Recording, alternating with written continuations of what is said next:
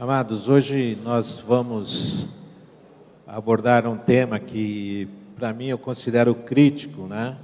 Nos nossos dias, e eu acho que também é crítico na vida da igreja, e eu acho que é crítico na nossa vida pessoal, e se nós ouvirmos a palavra que o Senhor tem para nós vamos ver coisas maravilhosas acontecerem. Hoje nós vivemos um momento parece que tem uma onda imensa de descompromisso em todas as áreas da nossa sociedade. Os políticos estão descompromissados, os empresários estão descompromissados, os trabalhadores estão descompromissados, os estudantes estão descompromissados e as famílias estão descompromissadas. E a igreja está sendo afetada por essa onda de descompromisso. Então, o que nós podemos fazer? Eu gostaria de abrir a palavra numa parábola de Jesus, para ver se a gente consegue enfrentar um pouco, pelo menos uma resposta cristã ao descompromisso que está assolando todo o mundo. Eu gostaria de abrir a palavra com vocês no Evangelho de Mateus, no capítulo 21.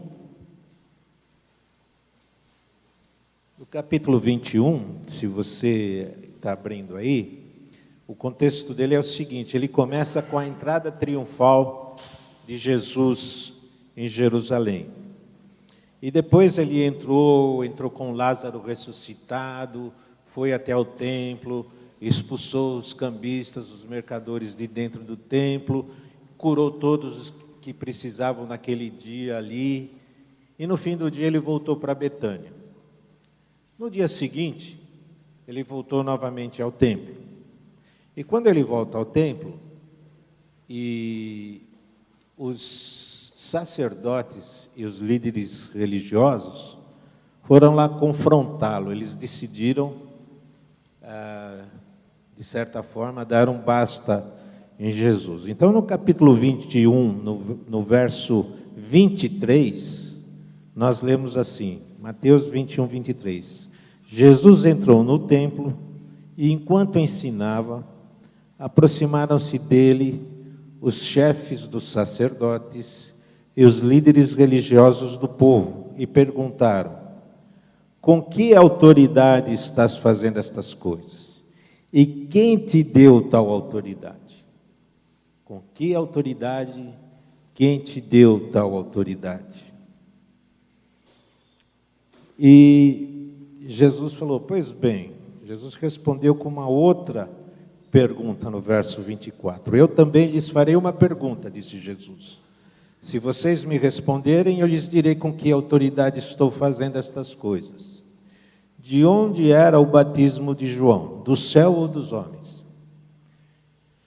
E Jesus está mostrando aí com essa pergunta que os sacerdotes não eram o dono da autoridade que eles estavam reivindicando, porque eles confrontaram Jesus ali com o intuito de dizer: nós somos quem temos autoridade. Com autoridade de quem você está fazendo? Quem está ensinando? Quem te deu essa autoridade? E o que acontece aqui? Jesus, então, propõe, eles ficam pensando um pouco sobre isso, falam: bom, se a gente falar que é de Deus, ele fala: então por que vocês não seguiram João? Se a gente falar que é dos homens, ele fala: então vocês estão descredenciando João como profeta e o povo vai punir vocês, porque vocês estão descredenciando o profeta de Deus. Então eles resolveram uma saída: vamos dizer que nós não sabemos. E nessa esperteza deles, Jesus coloca o texto que eu gostaria, uma parábola, que eu gostaria de considerar com vocês nesta manhã. E a parábola começa no verso 28. Jesus propôs a seguinte parábola para eles: o que vocês acham? Havia um homem que tinha 2 filhos.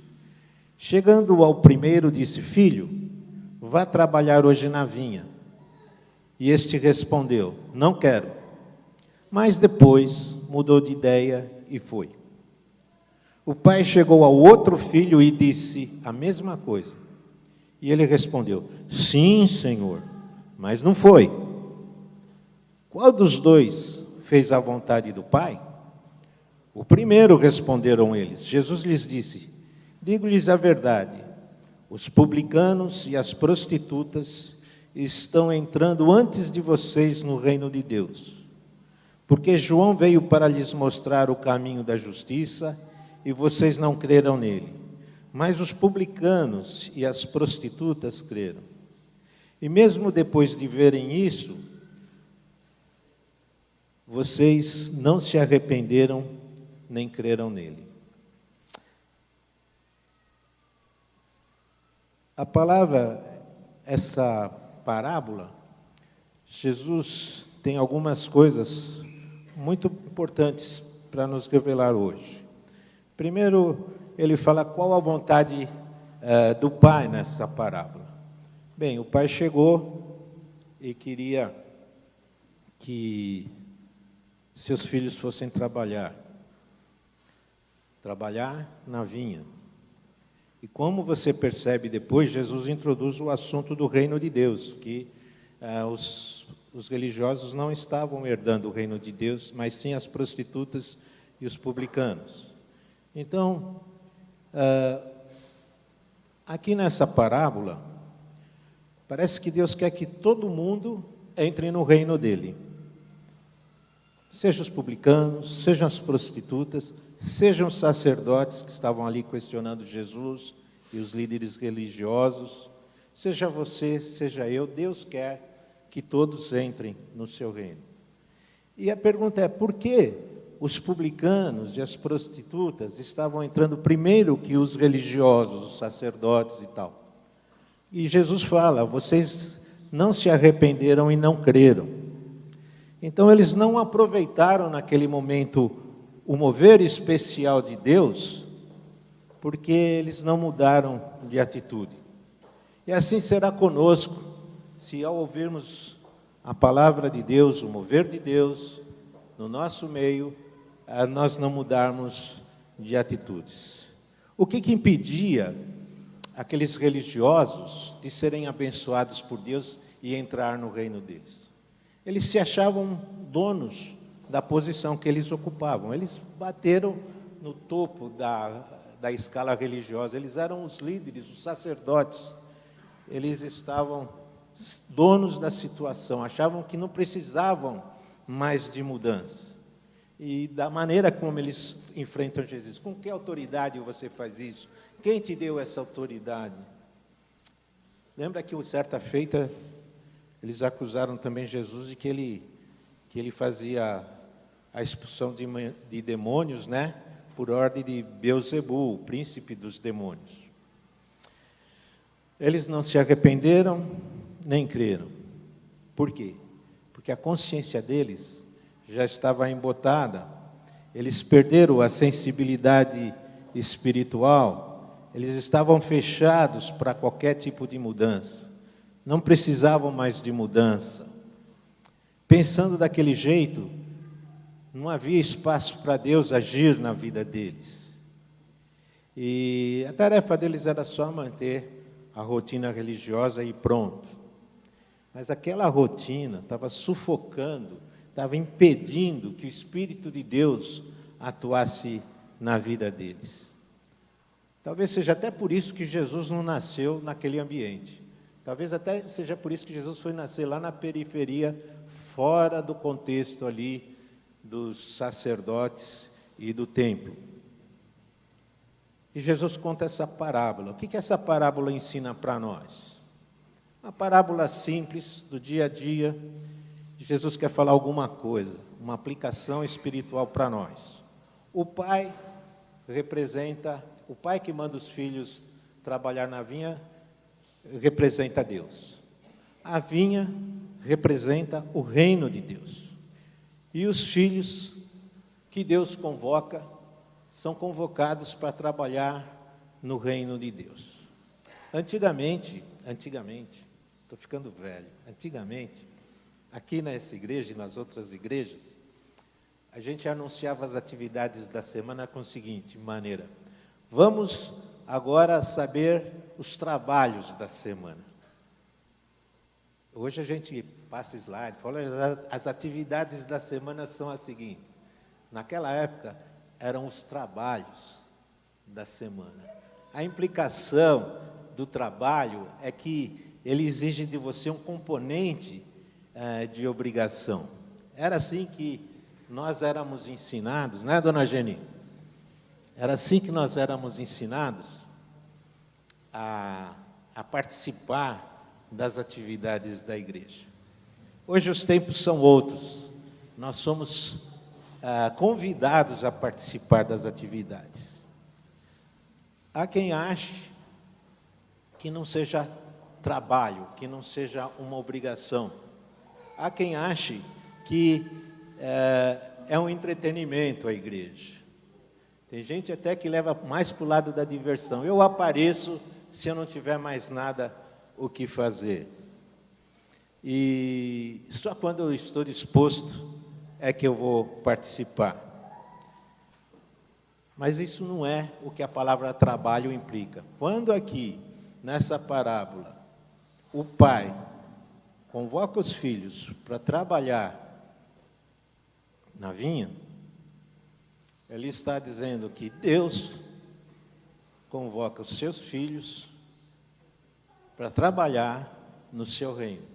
E tudo isso está nesse texto que eu li. E você pode tirar essas inferências dele. Então, Jesus entende que participar do reino de Deus é trabalho, sim. É trabalho.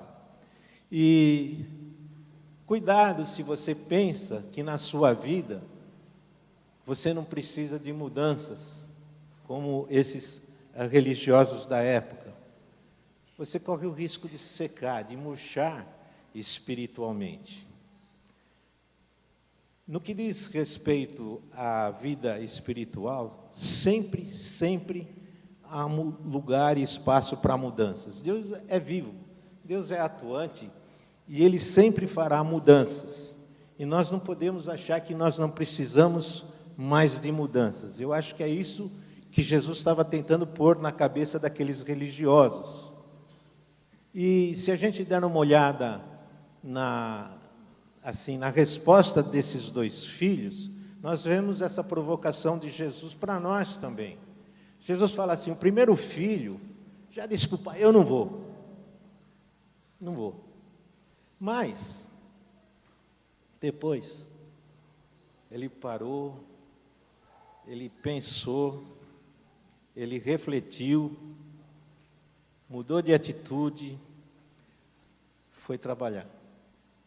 A consciência dele ainda funcionava. Ela já estava variada, ela já mostrava sinais de esgotamento, de atrofia, mas ele ainda tinha uma consciência. Enfim, e ele se arrependeu e foi trabalhar na vinha do pai. Mas já tem sinais de perigo na consciência desse primeiro filho. O segundo filho, eu não sei se ele mentiu, porque ele disse: não, sim senhor, eu vou, e não foi. Eu não sei se ele estava mentindo, mas vamos pensar que, não vamos julgá-lo sobre isso. Vamos pensar o seguinte, que ele pretendia ir trabalhar na vinha do pai.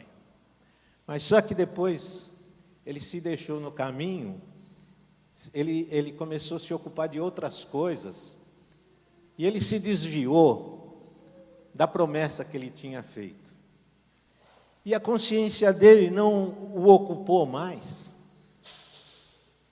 de que ele tinha feito uma promessa. Ele não se preocupou mais com a promessa que ele fez para o pai, com a palavra que ele tinha empenhado. A consciência dele já não funcionava mais. A consciência não dá mais para ele aquele presta atenção, fique ligado. Já não funciona, já não incomoda. E a consciência dele acaba ficando cauterizada. E eu gostaria que a gente pensasse um pouco em dois recursos aqui que Jesus aborda nessa parábola, que todos nós temos. O primeiro, todos nós temos uma consciência. Todos nós temos uma consciência. A consciência é um mecanismo que Deus põe em todo ser humano, né? E que ele vai funcionando vida fora. Tem a consciência que ela funciona e tem a consciência que vai deixando de funcionar. Consciência aguçada, que está ativa, ela é um tipo de juiz. Ela nos avisa quando nós vamos fazer alguma coisa de errado e fala, ó, não vai por aí. Se ela está funcionando, ela te ajuda a não fazer coisas erradas. E quando nós não ouvimos a consciência, a gente fica com a consciência pesada, né? Pô, fiz uma coisa errada e fico... E o jeito de eu consertar a minha consciência pesada é reparar o que eu desobedeci quando ela me avisou que eu não devia ter feito. Só assim eu consigo abrandar uma consciência sensível.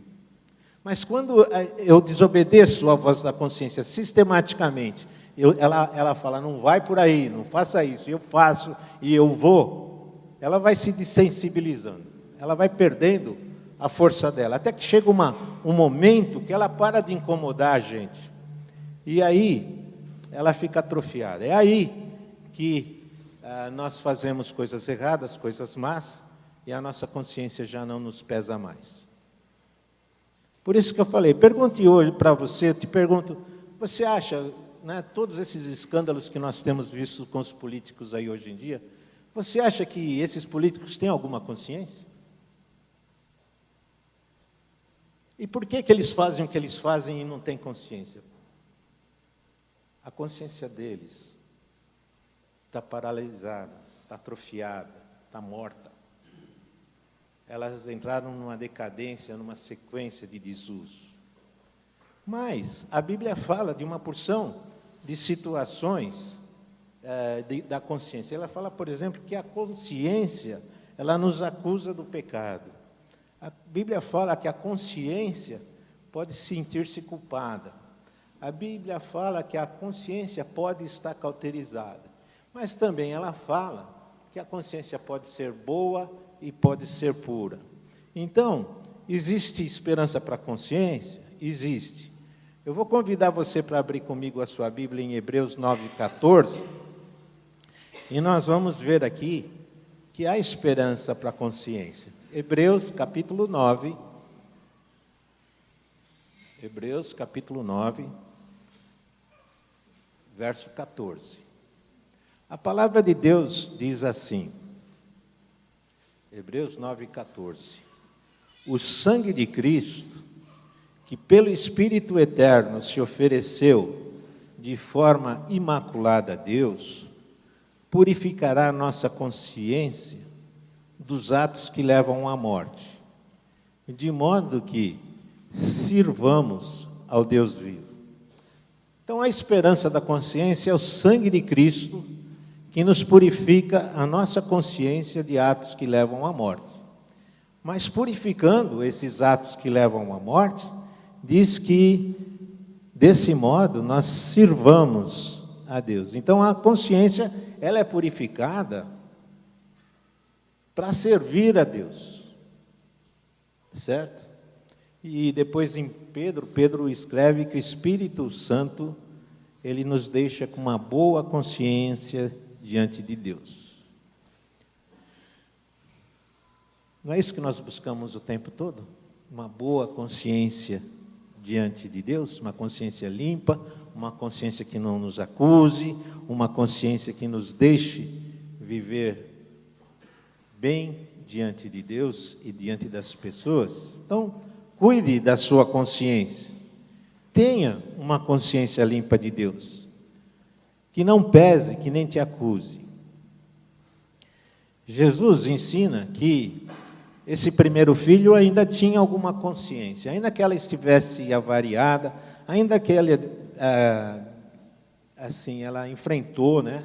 Ele enfrentou o pai dele, ele não devia ter feito isso. Naquela cultura, naquela época, isso era muito mais sério do que hoje em dia um filho dizer para o pai que não iria fazer o que ele estava mandando. Mas ele tinha um pouquinho de consciência e ele acabou voltando lá para trabalhar na vinha. O segundo não, o segundo já estava comprometido, já não, a consciência dele não incomodava mais, não doía mais a consciência dele. Nenhuma das duas situações aqui são ideais. A situação ideal seria que o pai dissesse: filho, vai trabalhar na minha vinha? Ele falasse: sim, senhor, e fosse. Então, nenhuma dessas duas situações são ideais. Mas a do segundo filho já está completamente arruinada.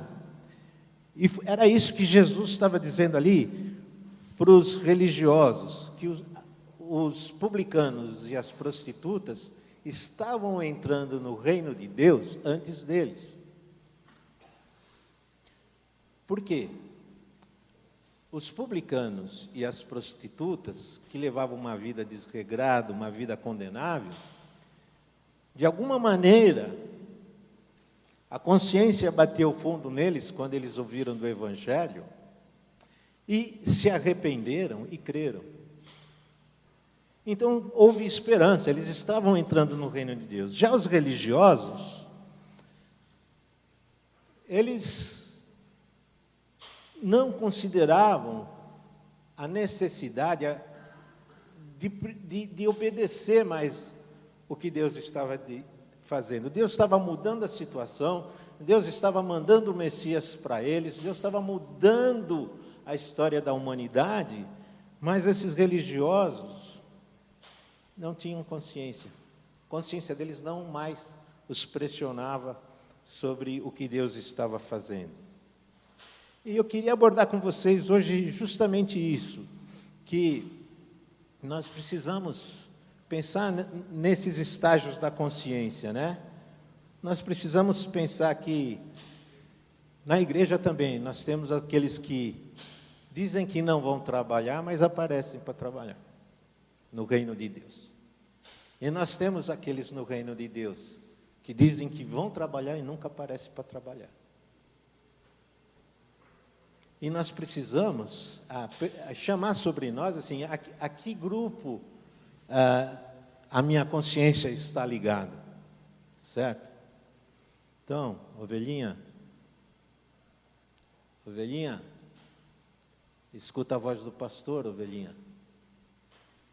Mantenha a sua consciência espiritualmente aguçada na vontade de Deus. Vai ser um tremendo tesouro que vai te trazer muitos galardões dos céus. Então, cuide da sua consciência. Mantenha ela ativa, sensível à vontade de Deus. E o segundo recurso, além da consciência que Deus nos dá e que essa parábola nos propõe, é a atitude. É a atitude. A atitude vai junto com a consciência. A atitude, ela precisa ser alimentada com comprometimento e com fé. E, voltando aqui na nossa situação, o oposto de uma atitude determinada, comprometida, com fé, é uma atitude displicente, uma atitude preguiçosa, uma atitude negligente. E a Bíblia ela é muito, muito severa com esse tipo de atitude na vida das pessoas. Eu queria dar 2 exemplos da Bíblia de como Deus é rigoroso quando nós temos uma atitude frouxa, displicente. A primeira está lá na igreja de Laodiceia. Se você abrir a sua Bíblia comigo lá no livro de Apocalipse, Apocalipse capítulo 3, Apocalipse capítulo 3, verso 14 e 20, nós vamos ver aqui uma atitude descomprometida da parte da igreja.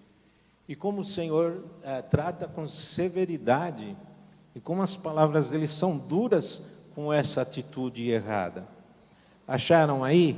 Apocalipse 3, começando do verso 14. 3,14.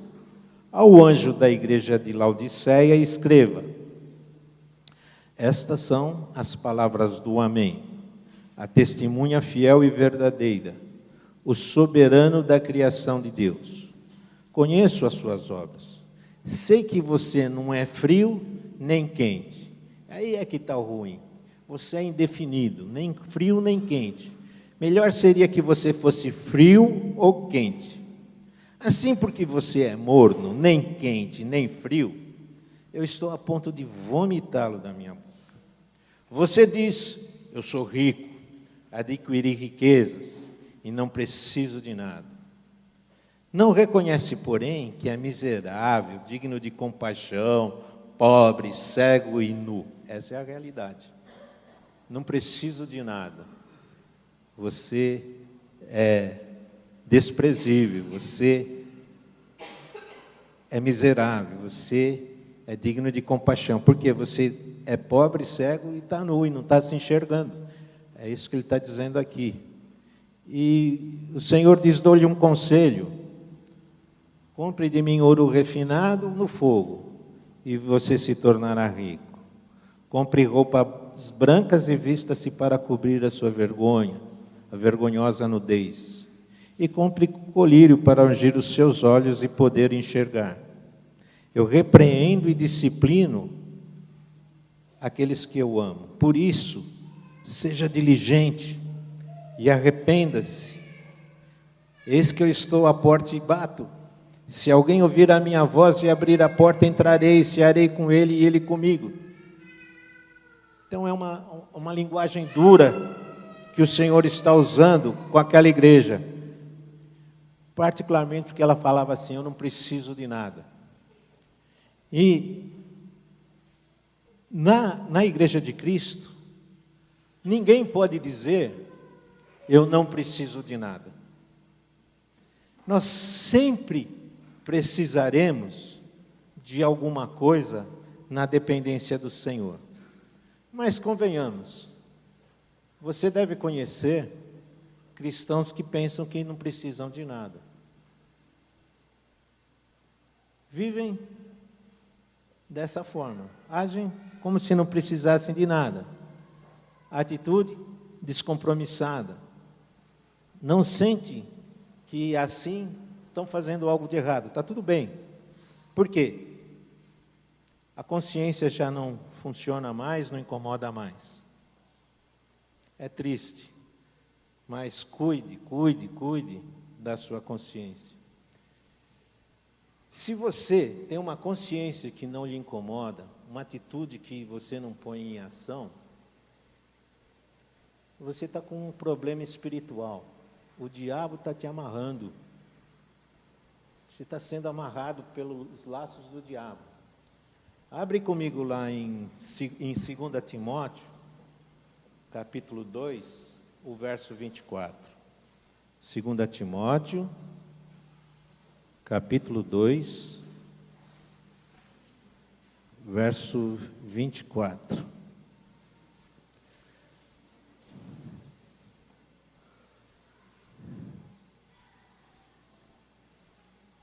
Ele diz: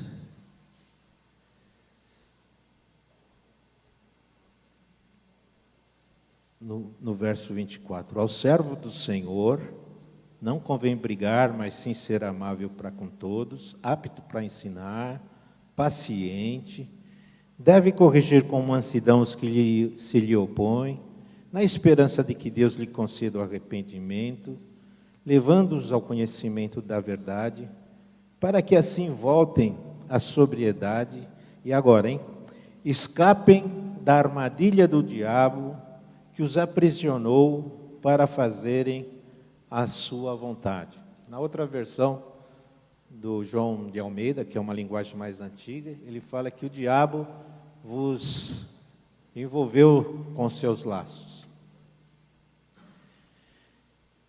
E se a gente desobedece o Senhor, isso não nos incomoda, é porque nós estamos nessa armadilha. O diabo nos envolveu com os seus laços. E aí é preciso tomar uma atitude. Esse primeiro exemplo aqui, com relação a essa atitude. E o segundo exemplo também da Bíblia está em Tiago, capítulo 4. Eu pedi para você abrir Tiago, capítulo 4,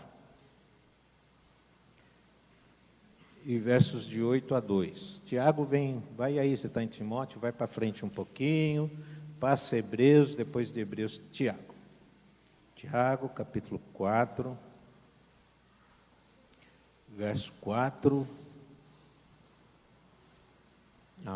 verso 8, capítulo 4, verso 8 a 2. Aproximem-se de Deus, e Ele se aproximará de vocês. Pecadores, limpem as mãos. E vocês que têm a mente dividida, purifiquem o coração. Percebe? Vocês que têm a mente dividida, purifiquem o coração. Ora, se precisa purificar o coração da mente dividida, é que a mente dividida, ela é uma impureza no coração. Ela infunde no seu coração coisas que não são da vontade de Deus. Ela precisa ser limpa. E nós precisamos tratar. Então, quando você não sabe se você vai, se você não vai, se você faz, se você não faz, se você ajuda, se você não ajuda, no contexto da igreja, você está com uma mente dividida. E essa mente dividida, ela precisa ser purificada no seu coração. Não seja um crente insonso, não seja um crente sem sabor, não seja um crente desinteressante. Não dá para ser só um pouquinho cristão. Ou nós somos cristãos para valer, ou nós não somos cristãos. O pior dos mundos é você ficar no meio termo e você não alcança nada com isso aí. Então, do ponto de vista bíblico, não cabe essa atitude de duplicidade. A nossa atitude tem que ser uma atitude radical. É uma postura radical igual a de Jesus, né? Jesus foi para a cruz, ele teve tomar uma atitude radical, não é verdade? E para a cruz foi uma atitude radical. E se nós, como ele fala, tomai a vossa cruz e siga-me, tem que ser também da nossa parte uma atitude radical. Aqui na parábola, né, ele disse que igual aquele, para a gente não ser igual aquele servo que falou que ia, mas não foi. Por quê? Porque a gente até dá umas desculpas boas assim, para não ir em determinadas situações, para não se envolver. E tudo bem, se você, o outro não tem o que fazer. Ele tem que ouvir e aceitar, porque o trabalho na igreja do Senhor é um trabalho voluntário. Se você não quer fazer, agora você dá uma desculpa, às vezes até engenhosa, para não fazer. Mas para Deus, não tem desculpa que encubra a tua falta de atitude. Tudo que nós fazemos tem que ter uma atitude determinada. E eu diria para você o seguinte, a atitude, no início, ela vai mostrar o fim do resultado do que quer que você for fazer. Se você fala, tem que ir lá, hoje vai ter festa, vou chegar cedo lá para cozinhar, para aquele bando de gente e tal, você até vai, mas o fim não vai te dar alegria. Você já sabe qual que é o resultado. Qualquer coisa que você for fazer, que você começar com uma atitude errada, o fim vai ser pobre.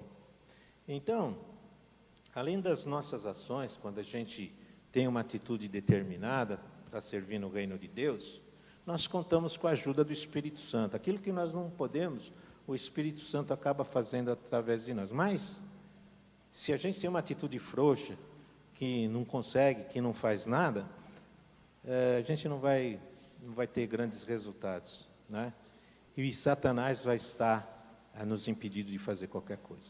Eu andei colhendo aqui, já caminhando para o final, umas ideias aqui de umas pessoas, uns pensadores aí. Tem gente que se esforça mais que a média para pensar, né? E, então, ouvi-los tem um conteúdo que vale a pena. E eu estava olhando o que algumas pessoas falaram sobre atitude. Então, a gente tem uma escritora aí, que ela era brasileira, e morreu já em 77, a Clarice Lispector. E ela fala assim: às vezes eu penso demais, mas não tomo atitude. Penso demais, mas não tomo atitude. Interessante que ela era uma escritora. E a tarefa de escritora é pensar demais, acima da média. Mas ela reconhece ao mesmo tempo que pensar demais sem tomar atitude não vai para lugar nenhum. Tá certo? Tem um outro poeta aí, Vinícius Hermano, ele fala assim: uma pessoa sem atitude é uma pessoa sem valor, que morrerá no anonimato, pois a única coisa que cai do céu é a chuva. Uma pessoa sem atitude não tem valor, não vai realizar as coisas. E ficar esperando as coisas cair do céu, não cai, as coisas não caem do céu. Só a chuva cai do céu. É isso que ele está falando aqui. Atitude.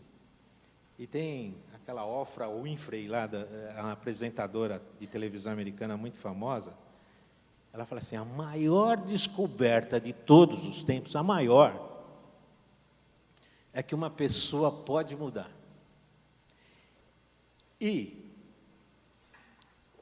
ela muda simplesmente mudando de atitude. Você está na situação que você está, meu irmão? Você reconhece a situação que você está? Para você mudar, simplesmente mude de atitude. É isso que está sendo dizendo. Então, o que esses pensadores, o que esse pessoal está dizendo? É o seguinte: se você tem que ter uma atitude, você tem que ter uma atitude de fazer acontecer. Tenha uma atitude cristã de fazer acontecer. No trabalho, no serviço, no reino de Deus, tenha uma atitude de fazer acontecer. Não espere pelos outros, não espere por ninguém, tenha uma atitude de fazer acontecer. Isso é só você que pode fazer, eu não posso fazer isso por você. Eu posso estar falando para você sobre isso, mas eu não posso tomar atitude por você, é você que tem que tomar. E isso é o que nós temos aqui. Então, nunca diga como o primeiro irmão: eu não vou. No reino de Deus, você tem sempre que dizer: sim, senhor, eu vou, e vá. Nunca diga também como o segundo irmão: eu vou, mas não vai.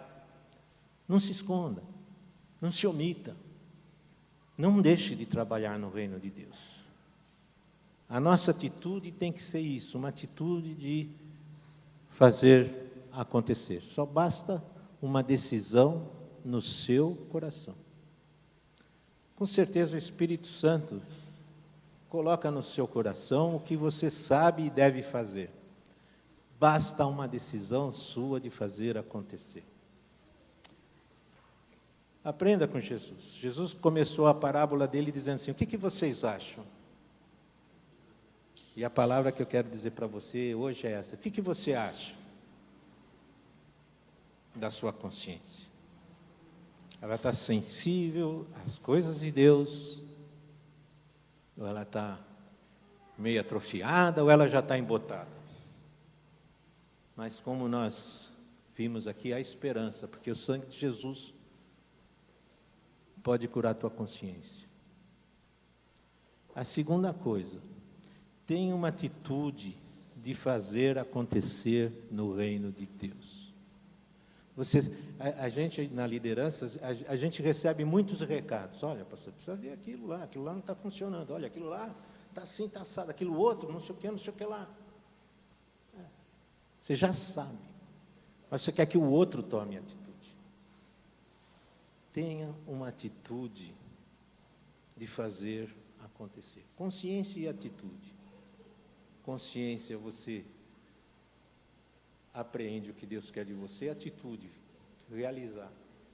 Tá certo? Com isso, nós estaremos enfrentando o mal do nosso século, o mal dos nossos dias. Com isso, nós vamos estar dizendo para o mundo que no corpo de Cristo, na igreja, as regras são outras. E que nós não devemos e não vamos aceitar passivamente a indiferença, o descompromisso do mundo. Essa é a palavra do Senhor. Essa é a provocação de Jesus com essa parábola. E eu gostaria que você levasse para você hoje, levasse no seu coração.